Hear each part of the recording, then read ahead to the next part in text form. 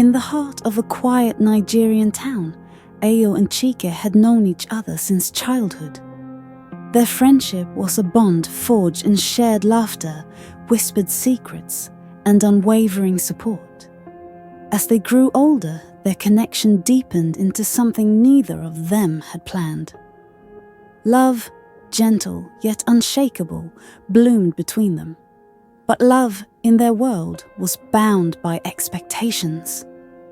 Ayo's father, Chief Olumide, was a man of tradition, one who had always dreamed of his son marrying a woman and continuing their lineage.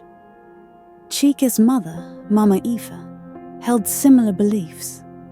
Their love, though pure, was a storm against a mountain of customs that had stood for generations. When they decided to live together, whispers turned to murmurs, and murmurs to outrage. The town was small, and gossip spread like wildfire. Their families, once warm and welcoming, turned distant and cold. The air in Ayo's home was thick with unspoken words, his father's silence more deafening than anger. His mother wept behind closed doors, mourning a future she had imagined differently. Chike, too, faced his mother's disappointment, her once loving gaze now filled with sorrow. Alone, with only each other to hold on to, Ayo and Chike wondered, could love truly stand against the weight of tradition? Days turned into weeks, and the tension only grew. Ayo's father refused to look him in the eye. His presence in the house reduced to nothing more than a shadow. His mother spoke in hushed tones, pleading with him to reconsider, to think of the family's honor. Chike's situation was no better. Mama Eve, a widow who had raised him with sacrifice and devotion, could barely meet his gaze. "Chike," she whispered one evening, her voice trembling, "what have I done to deserve this shame?" The words stung more than he expected. Shame. That was what his love for Ayo had become in their eyes. What had once been pure was now tainted in the judgment of others. One night, as they sat together in their small apartment, Ayo sighed. "Do you ever wonder if we should have just kept quiet? Hidden what we feel?" Chike shook his head. "And live a lie? No, Ayo. We deserve to be true to ourselves." But the weight of their truth was heavy. The rejection, the isolation, it was suffocating. And though they held each other tightly, neither could ignore the creeping doubt settling in their hearts.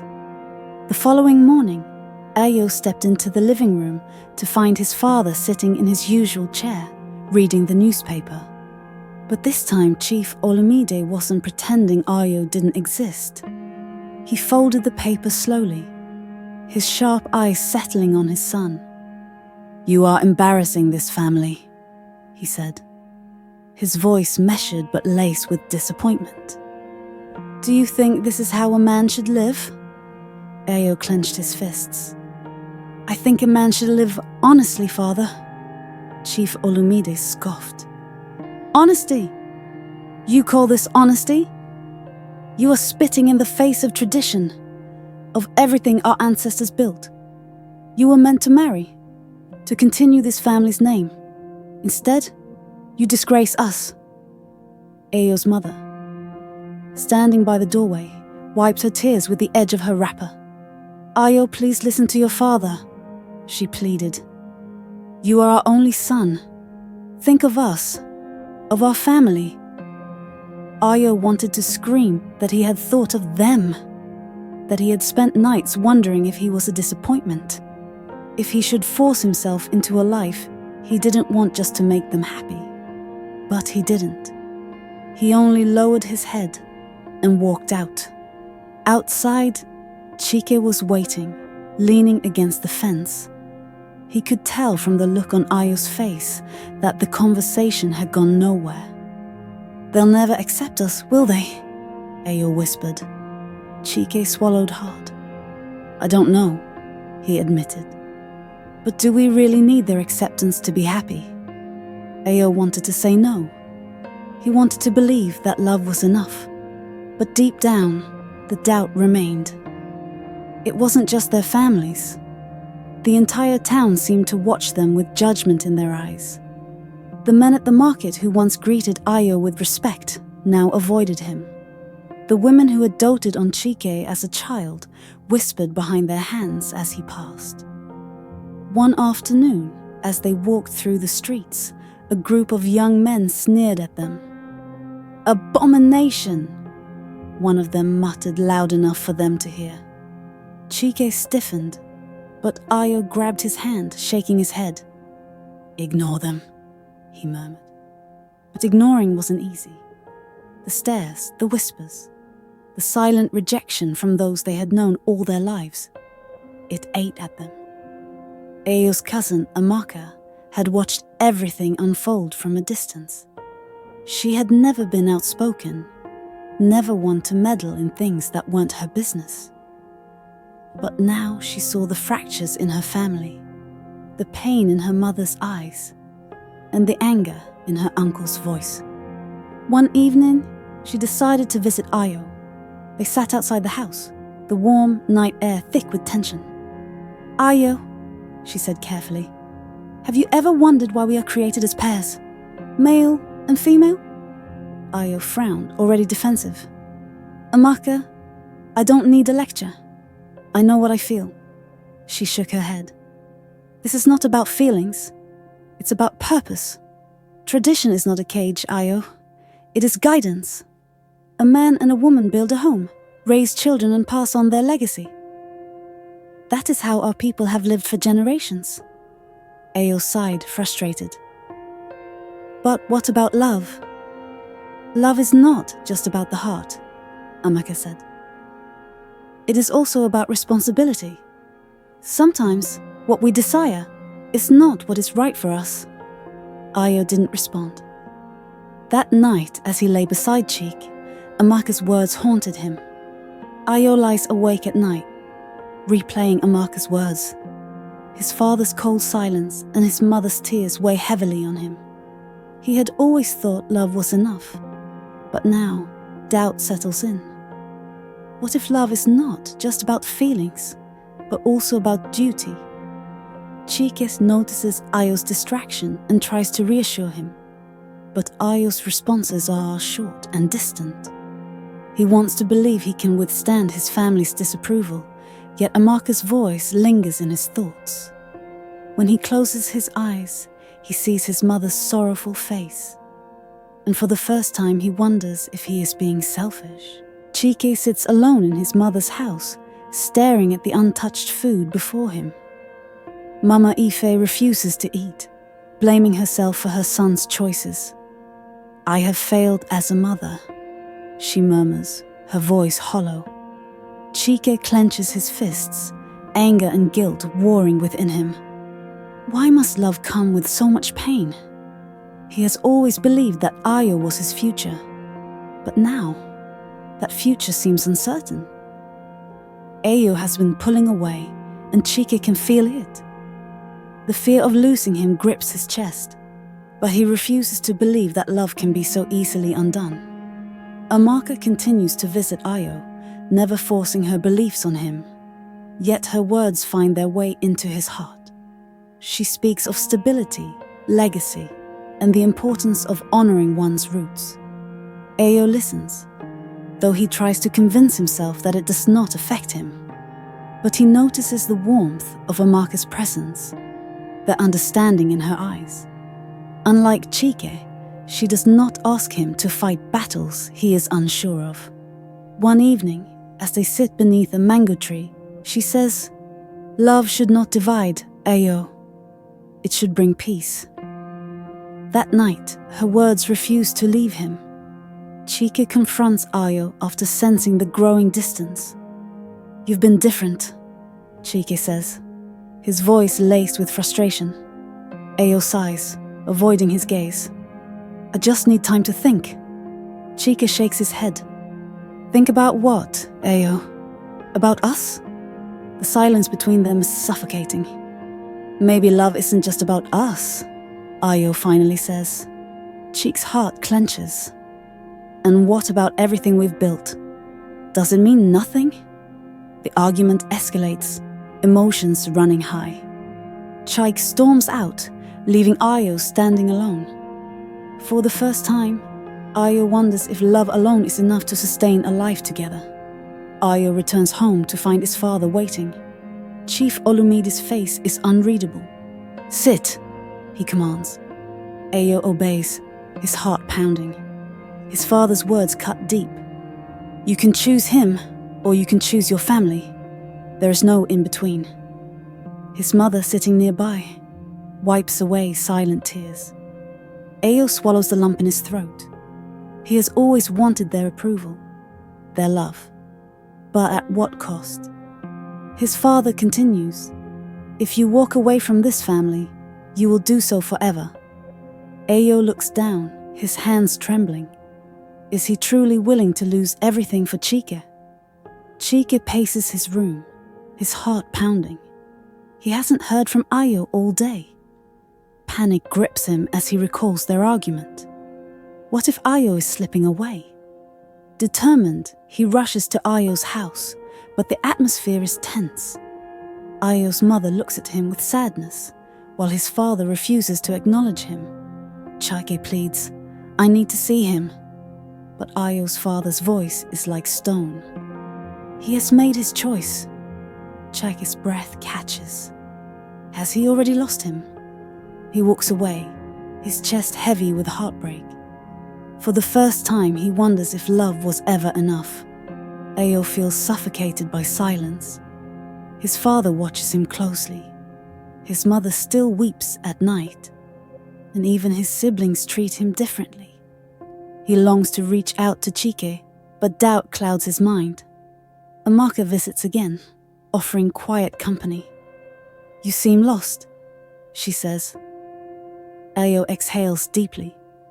"I don't know what to do." She places a hand on his shoulder. "Maybe the answer isn't as complicated as you think." Ayo wants to argue, but he knows she speaks the truth.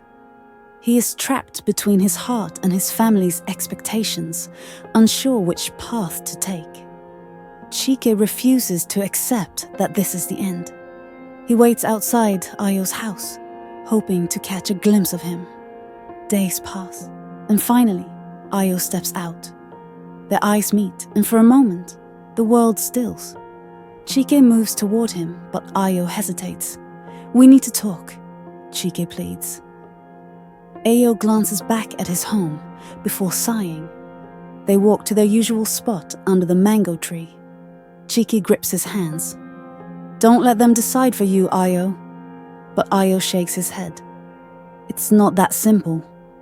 The weight of the decision presses heavily between them. Ayo replays Chike's words in his mind. The love is still there, burning strong, but so is the pressure from his family.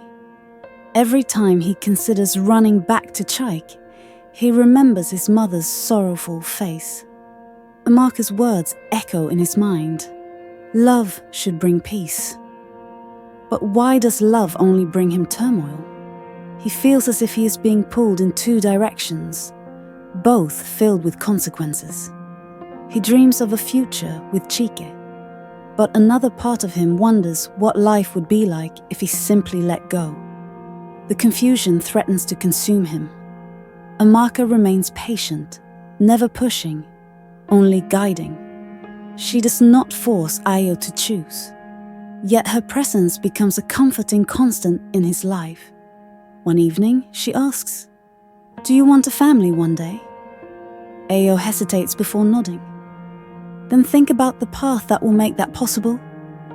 Her words are soft but firm. Ayo doesn't respond, but deep down, he knows what she is trying to say. She is offering him a future that aligns with his family's expectations. A future that won't cost him his home. The thought lingers long after she leaves. Chike can no longer pretend everything is fine. He sees Ayo slipping away, and the pain is unbearable. One evening, he shows up at Ayo's doorstep. "I can't do this anymore," he says, voice breaking. Ayo stares at him, heart hammering. "Cheek, please." But Chike shakes his head. "I won't beg for love, Ayo." A painful silence follows. Chike's eyes are filled with sorrow, but he forces a small smile. "I hope you find happiness." With that, he walks away. Ayo watches him go, a part of his heart shattering with each step Chike takes. Ayo spends the night in turmoil, unable to erase Chike's last words from his mind. His heart aches, but he also thinks about his mother's tears, his father's ultimatum, and Amaka's gentle wisdom. The future with Chike seems uncertain, filled with battles he may never win. The future with Amaka is safe, secure. Slowly, he exhales and makes his choice. The next morning, he approaches his father. "I will do what is best for our family," he says. His father's expression remains unreadable, but there is a slight nod of approval. Ayo's fate is sealed. Chike doesn't need to hear the words. He already knows. Ayo has chosen his family. The weight of that reality crushes him, but he refuses to cry. Instead, he focuses on healing, forcing himself to accept that love does not always win. "You have to move on," Mama Ife tells him. Cheek wants to believe he can. But how do you move on from the one person you thought would always be by your side? He walks to the mango tree where they once sat together. The memories flood him. But this time, he lets them go. Ayo spends more time with Amaka, appreciating the ease of their conversations. She never asks too much of him, never pressures him to be someone he's not. Slowly, he finds comfort in her presence. One evening, they sit together under the moonlight, and Amaka smiles. "You seem lighter," she says. Ayo nods. Though deep inside, he still carries the ghosts of what could have been. But he doesn't say that. Instead, he smiles back at her, letting himself believe that this too could be happiness. Ayo's father gathers the family, his expression filled with pride. "We will begin preparations," he announces. Ayo swallows, his stomach twisting. The engagement is formalized, and Amaka's family is pleased. Ayo watches as his mother finally smiles again, as his father's coldness melts away. He is doing what is expected of him, fulfilling his duty. Yet, in the quiet of the night, when he is alone with his thoughts, he wonders if duty and love can ever truly be the same. Chai cannot bear to stay where every corner holds a memory of Ayo. He packs his bags and tells his mother he needs to leave. "Where will you go?" she asks, concern in her eyes. "Anywhere but here," he replies. The town has become suffocating, a reminder of what he has lost. As he boards the bus, he looks back one last time. He had dreamed of a life with Ayo, but that dream is over. The road ahead is uncertain, but he knows he must find a way to rebuild his life without Ayo in it. The house is filled with excitement as wedding plans move forward. Ayo watches as his mother and aunts discuss colors, decorations, and traditions. His father finally looks at him with pride, and Amaka's family welcomes him warmly. He should be happy, but a quiet emptiness lingers. Amaka notices. "Are you okay?" she asks. Ayo forces a smile. "Yes, of course." But deep down, he wonders, is he truly choosing this life, or is it being chosen for him? He pushes the thought away, telling himself that this is what is right, what his family needs him to do. Chike arrives in a new city, determined to start over. He finds a small apartment and a job at a bookstore. The days are quiet, but the pain still lingers. At night, he wonders if Ayo ever thinks about him. He knows he must let go, but his heart isn't ready. One evening, he meets Kelechi, a fellow worker with a bright smile and kind eyes. "You look like someone carrying the weight of the world," Kelechi says. Chike chuckles softly. "Maybe I am." For the first time in weeks, he feels like he can breathe again. As the wedding day approaches, Ayo's anxiety intensifies. He tells himself that this is the right decision, but something inside him resists. One evening, Amaka notices his distant expression. "Are you happy?" she asks softly. Ayo hesitates. "I think so." Amaka reaches for his hand. "I don't want you to marry me because of duty." Ayo looks at her startled. She has always been understanding, always patient. But he sees the sadness in her eyes too. They are both pretending, both trying to force something that may never truly feel right. Ayo's world is shaken when he receives a letter from Chike. It is short, simple. "I hope you're doing well. I miss you, but I understand. Take care." His hands tremble as he reads it. Memories flood his mind, the laughter, the dreams they shared. He had tried to bury it all, but Chike's words bring it rushing back. He folds the letter carefully, placing it in a drawer. He tells himself it doesn't change anything. But that night, sleep does not come.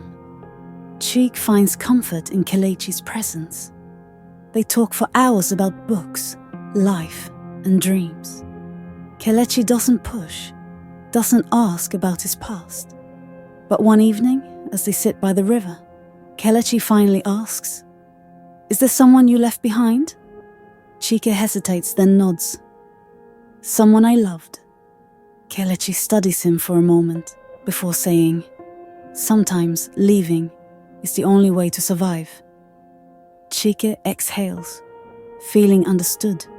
For the first time, he wonders if there is space in his heart for something new. The night before the wedding, Amaka finds Ayo sitting alone. "You don't have to do this," she says. Ayo looks at her, confused. "What do you mean?" She sighs. "I know your heart isn't here, and I won't spend my life with someone who's only half present." Ayo feels the weight of her words. "But our families, they will adjust," Amaka interrupts. "But what about you, Ayo? Will you?" He has no answer. For the first time, he realizes that marrying Amaka is not just unfair to himself. It's unfair to her too. The wedding morning arrives, but Ayo makes a choice. He walks into the crowded house, his voice steady. "I can't do this." Gasps fill the room. His mother's eyes widen with shock.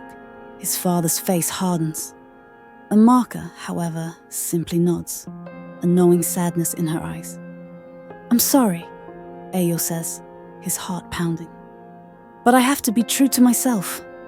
His father storms out. His mother sobs. The weight of tradition crashes down on him.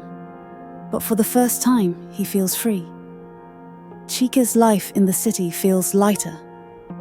He spends more time with Kelechi, and they grow closer. One evening, Kelechi takes his hand. Chike stiffens but doesn't pull away. "It's okay," Kelechi whispers. "You don't have to rush." Chike exhales. He is still healing, still learning to live without Ayo. But in Kelechi's presence, he feels hope again. Perhaps love is not just about one person.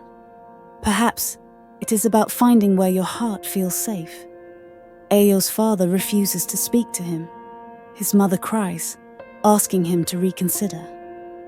"We only want what's best for you," she pleads. Ayo shakes his head. "What's best for me is to live honestly." The silence in the house is unbearable, but he stands firm. Amaka has already left, her family disappointed but understanding. Ayo is alone now, but for the first time he feels like himself. He does not know what the future holds, but he knows he cannot keep living a lie. Chike visits the river one last time, where he and Ayo once spoke of dreams. He whispers a soft goodbye, not to Ayo, but to the pain of the past. He is ready to embrace what's ahead. When he returns home, Kelechi is waiting. "You're back," Kelechi says. Chike smiles, nodding. "Yeah, I think I'm finally ready." As they walk side by side, Chike realizes something. Love is not about where you start. It's about where you choose to go.